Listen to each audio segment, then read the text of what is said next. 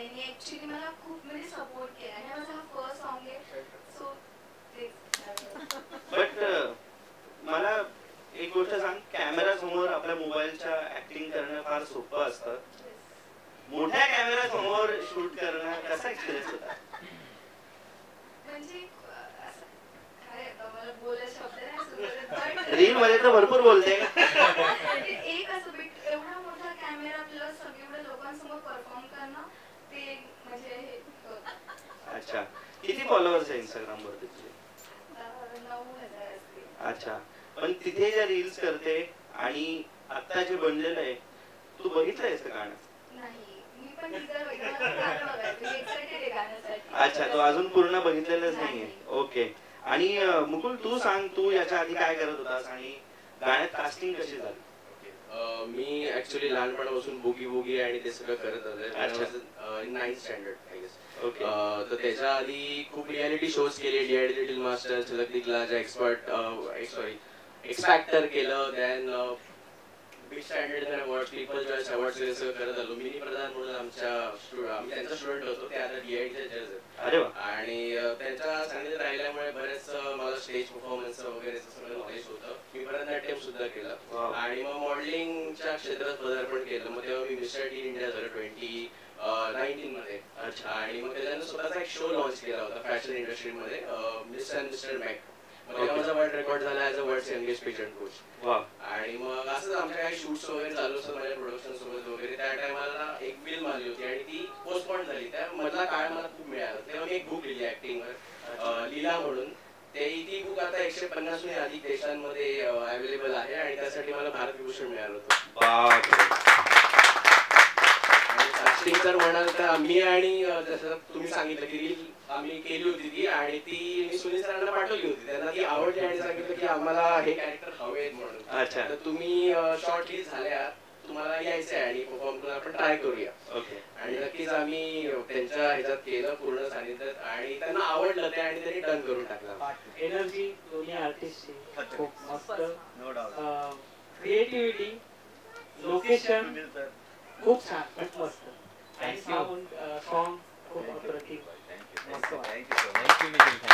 Vishwajit sir, please जरा सांगा आम्हाला. खरं तर मराठी म्युझिक इंडस्ट्री खूप मस्त ग्रो करते आणि हिंदीला कधीच मागे टाकलेलं आहे. पण हे सगळं लोक कष्ट घेत आहेत इतके, आणि त्यात कलाकार इतकी मेहनत घालतायत, त्यात प्रोड्युसर सुद्धा त्यांचे पैसे घालतायत आणि इतके छान छान क्रिएशन होत आहे. एकंदरीतच काय सांगाल, तुमची काय भावना आहे? गाणं कसं वाटलं आणि त्याच्यानंतर एकंदरीत सिनारीओवरती? प्रथम तर गाण्याच्या बाबतीत जर सांगायचं झालं तर, म्हणजे ज्या वेळेला आपण सिनेमा बघतो, गाणं बघतो, त्यावेळेला आपण कुठे बसलोय हे जेव्हा आपण विसरतो. बरोबर. याचा अर्थ की ती जी कलाकृती झाली ती जबरदस्त झालेली आहे. मला वाटतं की बरोबर सगळ्यात प्रथम तर. आणि कलाकृती चांगली कधी होते तर त्याच्यामध्ये काम करणारी जी सगळी टीम असते, ते काम करतोय म्हणून काम करत नाही, तर हे माझं काम आहे म्हणून काम करतात. त्यावेळेला ते सगळं जुळून येतं. हे माझं काम आहे, हे मला करायलाच हवं, किंवा मी कुठेतरी काम करतोय म्हणून नाही मी करत. तर ती जी भावना जे टाकून या टीमने सगळ्यांनी काम केलेलं आहे. मी स्पेशली एक सीन बघताना तो झोपडीमध्ये जो जातो मुकुल, नीट पाहिलं तर आपल्या लक्षात येईल की मुकुल त्याच्यामध्ये लंगडतो थोडंसं. नीट जर आपण बारकाईने बघितलं तर मुकुल थोडासा असा लंगडतो त्यामध्ये. अर्थात स्वामीने ते मारून नेलेलं आहे, कारण जाताना त्या चिखलात तो घसरतोय अशी काहीतरी ती रिएक्शन बघताना वाटते. पण ऍक्च्युअली तिथे दिसतंय की त्याला काहीतरी लागलेलं आहे आणि तो चालताना तिथे त्याला ते दुखतंय. कदाचित मी त्याच्या जवळ असेल जास्त म्हणून मला त्याच्या भावना कळल्या असतील. पण अप्रतिम साक्षीनं खूप चांगलं काम केलेलं आहे. म्हणजे पहिल्यांदा जो ओपन होता त्यामागे असं आहे की असं काही नसतं. अच्छा, जे गाण्याला डिमांड झालं पाहिजे ते सगळ्यात इम्पॉर्टंट आहे. गाणं काय बोलतो ते आपल्याला केलं पाहिजे नेहमी. मी लाईमलाईट मध्ये नसतो नेहमी, मी जरा बॅकलाईट मध्ये असतो, ते आवडतं. बट बॅकलाईट मध्ये तुम्ही जे करता ते खरं तर बऱ्याच लोकांना इथे उपस्थित माहिती पण आहे, काही लोकांना माहिती पण नसेल. कॅमेऱ्याच्या त्या बाजूच्या लोकांना जरा कळू द्यात की आतापर्यंत तुमची फिल्मोग्राफी कशी राहिलेली. ओके, सगळ्यात आधी सगळ्यांना थँक्यू इथे आल्याबद्दल, खूप खूप आभार. मी ऍक्च्युली माझं स्टार्ट झालं होतं एक मराठी फिल्म आहे. अच्छा. 2000 आय थिंक 70 बाला म्हणून माझी फिल्म आली होती मराठी. त्यामध्ये मी ॲज अ म्युझिक डायरेक्टर होतो. त्यामध्ये फर्स्ट ब्रेक माझा होता, फर्स्ट डेब्यू माझा सिंगर होता आदर्श शिंदे. अच्छा. त्यांच्याकडून मी एक गाणं केलं होतं. माझं फर्स्ट सॉन्ग होतं विठ्ठला. ओके. त्या गाण्याने माझी सुरुवात झाली. मग त्याच गाण्यामध्ये मला संधी भेटली. मी ॲज ए म्हणजे जेव्हा स्वप्न बघायचो ॲज ए म्युझिक डायरेक्टर, मी कधीतरी सोनू निगमला सोनू निगम माझं गाणं गाणार. आणि ते माझं फर्स्ट फिल्म मध्ये असं झालं की ते योगायोग झाले, सोनू निगम सरांनी माझं फर्स्ट गाणं. ते माझ्यासाठी खूप मोठा होता. आणि ते रेकॉर्डिंग करता वेळी ते क्षण माझं एवढा मोठा होता की मला सुचत नव्हतं आई सोनू निगम सर गा रे. आणि मी एकदम म्हणजे स्टुडंट सारखा बसलो होतो इकडे बाजूला.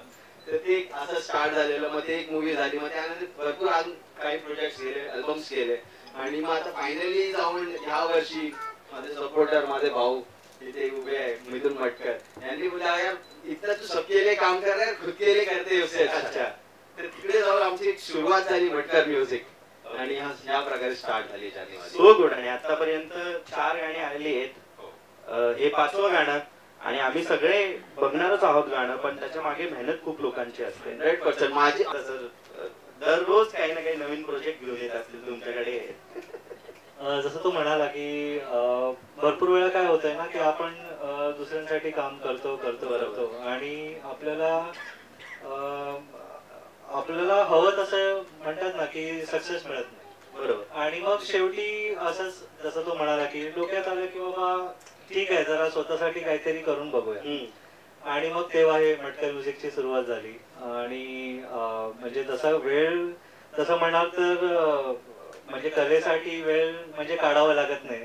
ते आपल्याला आवड असल्यामुळे ते म्हणजे योगायोग जुळून येतोच. आपण त्यासाठी वेळ निघतोच कायमच. मग तो प्रोजेक्ट घेऊन आला की बसून कधी म्हणजे कधीही बसू शकतो ना, त्याला काही वेळ नसतो. आपण एखादा संध्याकाळ सकाळ फोन फक्त येऊ दे की बाबा काहीतरी डोक्यात आहे, मग बसा आणि मग सुरू करूया तसं. वा वा वा, छान. आणि हा जो बॉन्ड आहे तो स्क्रीन वरती पण दिसतो आणि बिहाइंड द सीन्स सुद्धा मॅनेजमेंट मध्ये दिसत असतो. मग मॅनेज तुम्हीच एकटे करत असतात की हे पण मॅनेज करतात जेव्हा तुम्ही सेट वरती असतात? फ्रँकली उलट आहे. ओके. म्हणजे सगळं काही मॅनेज. शोकांतिके मागची त्याची जी विचार करण्याची शक्ती तिथे तो पोहोचू शकला. जो याचा त्याच्या डोक्यातली जी गोष्ट असेल, याचा जो गाभा असेल, तो ते तुम्हाला सांगू शकला. जो म्हणजे ती त्या पोराला एंडला इतकं चांगलं ह्या देखण्या पोराला इतकं चांगलं नाचवून त्याने अलगद धक्का दिला, सुखद धक्का दिला की बाबा असंही असू शकतंय की मी असा तसा माणूस नाही, तर मी भूतांना नाचवणारा माणूस त्यांनी दाखवून दिलं. आणि खूप सुंदर ही मुलीने छान साक्षीने काम केलं. सगळ्यांनी म्हणजे सगळ्यांनी ऑल टीम. तर ते होतं रे म्हणजे टीम वर्क आहे मागे. बर दुसरी गोष्ट बसल्यावर आल्यावर जो फील होता माझा तो इकडे पाहिल्यावर वाटत होतं गाणं आहे या साईड की एका गाण्याच्या लॉन्चिंगला आलं, पण खरंच या बाजूने पाहिलं तर असं वाटलं फिल्मचं म्युझिक लॉन्च हे तुमचं यश आहे. आणि इथेच याच मातीत इथेच पुन्हा तुम्ही सगळे एकत्र येणारे संख्या दुपटीनं फक्त वाढेल. आणि इथे या पोस्टरवर the film by Mahesh Matkar असेल. आणि हे नुसतं म्हणत नाही त्यांनी मला, हा तर शॉक होता माझ्यासाठी. हे लय भामटे, मला काही सांगितलं नाही चालू काय मला बोलवलं. ओके. नमस्कार, मी महेश मटकर, या गाण्याचा म्युझिक कंपोजर, म्युझिक प्रोड्युसर. मी मुकुल फाटे, या गाण्याचा लीड ऍक्टर म्हणून तुम्ही मला बघताय. आणि साक्षी. नमस्कार, मी साक्षी कांबळे, मी या गाण्याची लीड ॲक्ट्रेस आहे.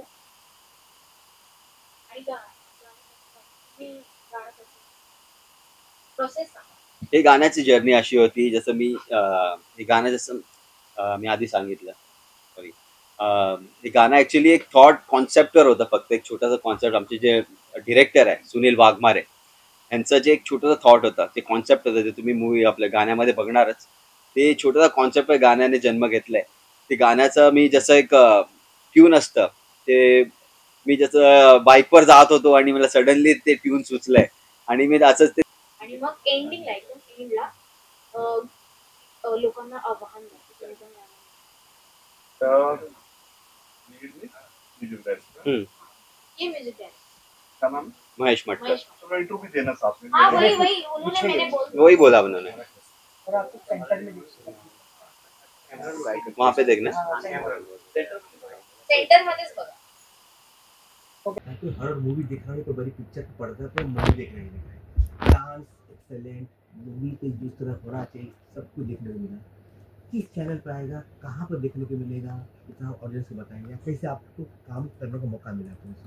अप्सरा हे जे गाणं आहे हे मला वाटतं आज यूट्यूब आणि बऱ्याच सोशल प्लॅटफॉर्म्सवर रिलीज होत आहे. याचं जेव्हा आम्ही पहिला पोस्टर लॉन्च केला होता तर तेव्हा मला माझ्या मित्रांकडून किंवा फॅमिलीकडनं खूप चांगला रिस्पॉन्स आला. जेव्हा दुसरा पोस्टर लॉन्च केला होता मला वाटतं मराठी इंडस्ट्रीमध्ये देखील बरेच दिग्गज आहेत, त्यांनी सुद्धा मला हा पोस्टर बघून कॉन्टॅक्ट केला की खूप छान आहे, तू डेब्यू करतोयस मराठी इंडस्ट्रीमध्ये, खूप खूप वेलकम वगैरे. जेव्हा याचा तिसरा पोस्टर लॉन्च झाला तेव्हा मी डायरेक्ट न्यूज मी सगळ्यांना पाठवली होती. टॉलिवूडच्या बऱ्याच न्यूज चॅनल्सवर आमचा तो पोस्टर व्हायरल होत होता. आणि मग माझी जर्नी होती, माझ्या जर्नीमध्ये जेवढे आतापर्यंत कोरिओग्राफर्स होऊन गेले असतील, डिरेक्टर्स होऊन गेले असतील, त्यांचे मला फोन आले की मुकुल लीड करतोय, मुकुल लीड करतोय, कुठे होणार आहे, प्रीमियर कसं असणार आहे. आम्ही गाणं ऑडिओ ऐकलं आणि ऑडिओ असं आहे की ते गाणं ऐकून गप्पा बसावं असं वाटत नाही.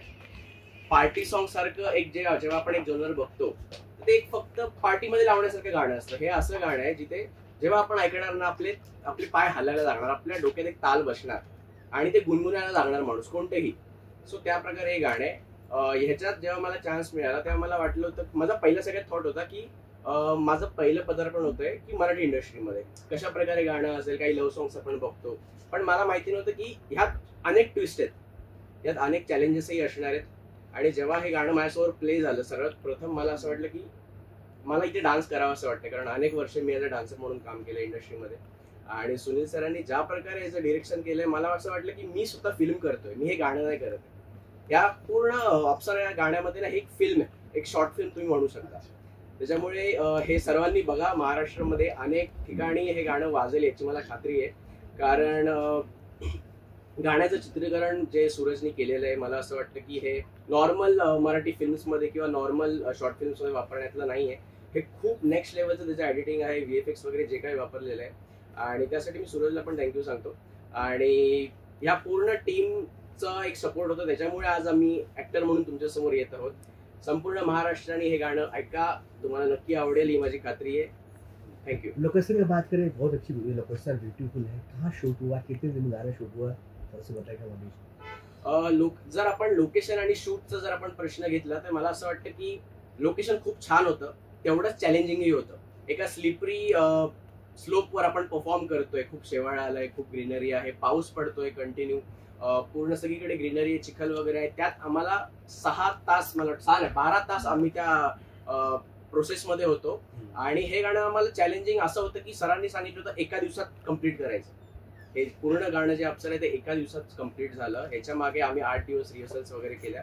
पण मला असं वाटतं की सर रिहर्सल्स आपण केल्या असतील पण बऱ्याच गोष्टी रिहर्सल मधल्या नव्हत्या गाण्यामध्ये. ते एंड ऑन सेट ते सगळं चेंज झालेलं आहे. आणि मला वाटतं खूप खूप मजा येईल, खूप धमाल केली आम्ही आज सॉन्गच्या टायमाला. आणि लोकेशन खरंच आपल्या महाराष्ट्रातलं शहापूर इथे हे शूट झालं. साक्षी की बात करें, एक नया बॉलीवुड से लेके महाराष्ट्र, टॉलीवुड से लेकर हर जगह एक नया खोज आप लोग निकाले हैं, क्योंकि बहुत जल्दी लंबे रेस के वही बोलते हैं घोड़ा आप लोग ढूंढ के निकाले. कैसे आप लोगों को बॉन्डिंग रहा, फर्स्ट टाइम आप लोगों ने काम किए, कैसे ढूंढा आप लोगों ने? मी ऍक्च्युली एक फॅशन शो जज करायला गेलो होतो. आस्मी फाउंडेशनचं ते फॅशन शो होतं आणि तिकडे मला साक्षी कंटेस्टंट म्हणून मिळाली होती. तर मला तिचं फेस आणि फीचर्स आवडले, ज्या प्रकारे ती कॅमेरासमोर स्वतःला प्रेझेंट करते. आणि मग शो झाल्यानंतर आम्ही ठरवलं की एक रील करूया, डान्स मराठी गाणं एक करूया. आणि मी त्याच्या आधी मराठी गाणी खूप कमी केलेत, बॉलिवूड वगैरे खूप करायचो. पण ते मराठी गाणं हळूहळू चाल, पोरी जरा हळूहळू चाल, हे गाणं आम्ही शूट केलं होतं. त्याला सुद्धा इन्स्टावर लोकांचा अप्रतिम प्रतिसाद मिळाला. ते गाणं जवळजवळ 30-40 हजार लोकांनी बघितलं असेल 2-3 दिवसामध्येच. आणि जसं त्यांनी बघितलं असेल ऑडियन्सने, सुनील सरांपर्यंत पण ते गाणं पोचलं, त्यांना ते आवडलं. आणि मग त्यांनी सांगितलं की साक्षी आणि तुम्ही आम्हाला फायनल कास्ट करून द्या. साक्षी, आप कितने नक्की मानते हैं कि ऐसे स्टार के साथ आपकी एक शुरुआत हुई है बॉलीवुड में, मराठी इंडस्ट्री में, तो कितना प्राउड फील करते हैं इस बात को लेकर? मला म्हणजे एवढा प्राऊड होतो बिकॉज हा खूप टॅलेंटेड आहे आणि एवढ्या म्हणजे असं टॅलेंटेड लोकांसोबत काम करायला कोणाला हे नाही आवडत. सो मला म्हणजे खूप मी ॲक्च्युली लकी मानते की माझा फ्रेंड पण आहे आणि तो आता माझ्यासोबत लीड ॲक्ट्रेस पण आहे. तो माझा म्हणजे माझ्या सॉन्गमध्ये तो माझा पार्टनर आहे. सो ते मला खूप म्हणजे छान वाटतं. आजकल मार्केट वर्ल्ड वाइड है, कोई गाना बनता है हिंदी इंग्लिश मराठी सभी में बनाया जाता है, तो क्या इसका हिंदी वर्जन भी होगा या फिर कुछ? हिंदीमध्ये म्हणजे खूप सारे सॉंग्स असे आहेत बट मराठीमध्ये अशा म्हणजे लेवलचं सॉन्ग बनवलं आहे ना हा अप्सरा. सो ते कॉम्पिटिशन देतं हिंदीला पण. सो असं मला वाटतं हिंदीमध्ये करण्यापेक्षा मराठीमध्येच हे जास्त उचलून धरले जाईल कारण महाराष्ट्रामध्ये त्याची मजा ते आहे. आपके प्रोफाइल की बात करें, क्या क्या अभी तक काम किया है, ये शुरुआत है इससे पहले? ये तो मेरी शुरुआत आहे. ये मेरा म्हणजे हा माझा ना पहिला सॉन्ग आहे आणि ह्याच्यामध्ये मी फक्त मॉडेलिंग ऍक्टिंग वगैरेच करायचे, ज्यात जस्ट रील वगैरे बनवायचे. बट एवढ्या मोठ्या कॅमेरा समोर वगैरे हे माझं पहिल्यांदाच आहे. कैसे आपको कास्टिंग हुआ इस बड़े प्रोजेक्ट में? कितना आप बाहर फ्रेंड सर्कल में क्या रिएक्शन है आपको जो काम मिला था? आतापर्यंत तरी म्हणजे आता कॉलेजमध्ये वगैरे आहे. सो कॉलेजमध्ये पण खूप सारे बोलतात की अरे यार तुझं सॉन्ग येतोय वगैरे. रीलमध्ये जेवढे जास्त ओळखत नाही तेवढे आता मला असं वाटतं की एक फेम भेटतो आणि लोक मला ओळखतात वगैरे. सो ते छान वाटतं. सर माझा प्रश्न होता की एवढं चांगलं गाणं आहे त्याच्यामध्ये हॉररचे थॉट कसे आले? हॉररचे थॉट आणणारे सगळ्यात मोठे एक छोटासा जे सीड होता ते उपज झालं ते आमचे सुनील सर डिरेक्टर. त्यांचं कॉन्सेप्ट आहे, त्यांनी जे कॉन्सेप्ट दिलं होतं त्यामध्ये एक गाणं फक्त माझ्या थ्रू तेच बोलतात ना येतं ते गाणं कुठून तरी ते आपण कसे बनवतात ते बनवू नाही शकत असं गाणं पण. पण ते जे झालंय आणि ते ज्या हिशोबाने प्रेझेंट झालंय की तुमच्यापर्यंत ते भावना आमच्या पोहोचताय तिकडे आम्ही जिंकलो असं आम्हाला वाटतं. गाण्याच्या शूटिंग दरम्यानचा एखादा फनी किस्सा घडला असेल का की जो तुम्हाला एकदम सांगावंसं वाटतं प्रेक्षकांना? येस येस काहीतरी एखादा फनी किस्सा. फनी आणि ट्रॅजेडी सगळं काही होतं यामध्ये. स्लिपरी होतं कोणीतरी. यात ऍक्च्युअली सांगायचं झालं तर मी हे सांगेन की आमच्या अनेक मी जसं सांगितलं थोड्या वेळापूर्वी की अनेक स्टेप चेंज झाल्या एंड टाइमला कारण तिथले जे लोकेशन्स होते तिकडे आम्हाला दगडावर करायचंय आणि मला हाईटची खूप भीती वाटते आणि पहिला शॉट सरांनी लावला तिकडे तो त्या डॅम वर एक छोटासा पार्ट आहे ना त्याच्यावर मला डान्स करायचा आहे आणि माझ्या मागे पण 2 डान्सर आहेत. मी त्यांना विचारतोय नक्की इथे करायला सांगितलंय का सरांनी आणि मला ऍक्च्युली कसं सर सांगतात तिथून ऍक्शन सर ऐकायला तयार नाही. मी सरांना विचारतोय की सर थोडंसं हे स्लिपरी आहे आणि इकडे ना थोडं रिस्की वाटतंय. डायरेक्ट खाली बाजूने. सर बोलले ऍक्शन. गाणं सुरू झालं तर करावं तर लागणार आहे आणि आणि प्लस तेवढ्याच्या पार्ट मध्ये आम्हाला जम्प करून सगळं करायचं होतं आणि एक्सप्रेशन पण चेंज नाही झाले पाहिजेत कारण ड्रोन एवढ्या समोर आहे. तो आम्हाला फेशियल एक्सप्रेशनचं शूट करतोय. शूट वगैरे केलं. मी स्वतः कन्फ्युज होतो. सरांना विचारलं आलाय का नीट काय होतं कारण मला असं वाटलं माझे जर भीतीमुळे एक्सप्रेशन चेंज झाले असतील ना तर ते अनकम्फर्टेबल दिसणार कॅमेऱ्यावर. सर बोलले नाही डन आहे ठीक आहे. मला वाटलं चला एकच होता चॅलेंजिंग पार्ट आता अनेक पुढचे सगळे सोपे आहेत आणि रिहर्सल झालेली आहे. पुढे गेलो तर तिकडे ते जे घर आहे त्याच्या बाहेर सगळं स्लिपरी. तिकडून मला धावायचंय. दुसरा चॅलेंज. अरे बापरे पडलो पण नाही पाहिजे. प्रॉपर कॅमेराने ते जी फ्रेम सेट केली त्यात मला दिसणं गरजेचं. तो शॉट झाला. तिसरी गोष्ट जेव्हा खूप हार्ड स्टेप्स होत्या काहीच्या चेंज करण्यात आल्या कारण तिथे मला ती दुखापत झाली होती आणि त्याच्यानंतर ती चेंज झाली. जेव्हा दुखापत झाली तो मला वाटतं 21वा किंवा 22वा शॉट होता आणि आम्हाला असं वाटत होतं की तो शॉट आला पाहिजे खूप मजा येणार. असे बरेच शॉट्स आहेत. विराज माझ्याकडे बघतोय. माझे जे डान्सर होते बॅकग्राऊंड डान्सर्स यदू मला सांगतोय की आपण करायचंय ना हे. करायचंय बोललो पण ऍक्ट्रेसनी पण ते कॅच केलं पाहिजे. प्रत्येकाने ते जुळून आणलं पाहिजे तर ते होणार आहे. आणि 2दा मला वाटतं जेव्हा मी यदूकडे जातोय त्या एका स्टेपच्या टायमाला मला असं भीती होती तर सोडणार आणि त्यांनी सोडलं नाही. त्यांनी ते पकडून ठेवलं आणि मला वाटतं तिकडे मी जास्त कॉन्फिडन्स झालो की नाही त्यांनी जर जोर लावले तर माझ्याकडनं ते झालं पाहिजे. दुसरी गोष्ट आम्ही पूर्ण डान्सना ही गाणं शूट होईपर्यंत आम्ही उभेच आम्हाला बसायलाच नाही मिळालं आणि प्रत्येक शॉट नंतर सर अजून एनर्जी पाहिजे. आणि कुठून लावणार एनर्जी सगळी लावली जेवढी होती तेवढी आणि नंतर मग शेवटी जेवढं झालं त्या एक्सप्रेशनवर जरा जोर आला पाहिजे. सर 50 शॉट झालेत आता तुम्ही सांगता एक्सप्रेशनवर जोर आले पाहिजे. आधी सांगितलं असतं आम्ही तो पूर्ण एक वेगळा विजन होता पण खूप मजा आली खूप धमाल होती आणि नक्कीच. साक्षी कितनी टेंशन थी आपको कि एक कलाकार के साथ में काम कर रही हूँ. उन्होंने पहले काम किया और मैं नहीं हूँ बिल्कुल. नवीन तर होती ते माझा नर्वसनेस होता माझा आणि कॅमेऱ्यासमोर कसा परफॉर्म करायचा वगैरे. बट आणि एक जी हुक स्टेप होती ना ती माझ्याकडून होतच नव्हती पहिली गोष्ट तर. आणि त्याच्यानंतर मग मी खूप तेव्हा तर माझा कॉन्फिडन्सच गेलेला की मी करेल मी हा पूर्ण सॉन्ग. स्टार्टिंगला तसं झालेलं. नंतर मी एका साईडला होती आणि जस्ट सरांनी मला बोललं, सर बोलतो तू एकटी